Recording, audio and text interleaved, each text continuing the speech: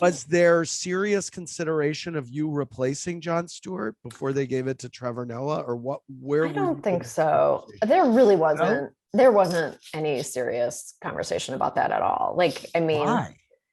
I don't know. Did you go for it? That's not, well, I knew, people who I worked with didn't really, okay, because when I worked there, I really I started to understand television. Like when my husband worked there too. We shared an office together. We were constantly pitching stuff. We were like writing, pitching, selling scripts. We were in the business because we were like, listen, this career is building blocks and you can't, this job isn't going to last forever. And the next thing that we do has to have our name on it. Like we need to own it. So we, behind the scenes with, the blessing, like nobody really cared that we were doing it. We were putting together the building blocks, like of a real career, like with legs. We were, we're pragmatic that way. Okay. So we learned the business. Like we were like, all right, how does this work? Who are these people? What's this? How do you do this? What does a showrunner do? We can do that. Like all these skills, like building all these skills in a really meaningful way as we went along. And what I knew that people I worked with and people in the outside world don't really understand, nor should they, is that I know that I was not really being seriously considered for the role to replace him. And I actually was fine with that. I was like, all right, well, okay, I'm not going down this road then. I'm not gonna, there's no fight here. I know I'm number 45 on the list, let's be honest, because I understand how this all works. And so I pursued other avenues. Like, so I don't know. That's I'm telling you.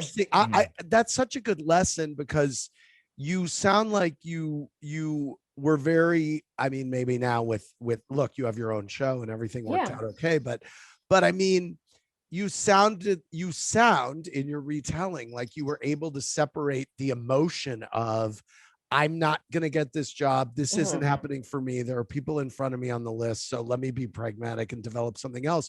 But on the other hand, was there no emotion? And why wasn't there any emotion? Because it would seem to me, if you were the longest correspondent, there was. Oh yeah. There's emotion. Like I don't pretend to not, you have to, like, I feel like this career is so weird. And I don't know if you agree or disagree, but I just like let myself feel all the emotions. And then I bring it back to like the core of who I am. So I give myself a couple of days, like if something happens that it makes me super unhappy, or, you're always kind of like grappling with like, oh, who's doing what over here? Why didn't I get that? Like, what's going on? Like that. It's not really part of my trajectory now, but it was for a really, really long time.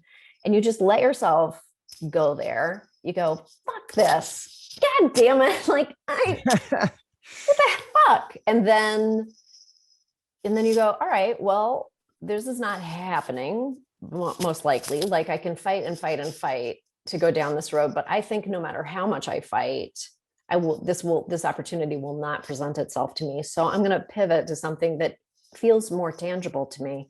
And we had sold a script at another network. And it was, we got greenlit for that right as he announced that he was leaving. So I was shifting over to scripted and I was happy to do so. I was like, great, this is what we wanted.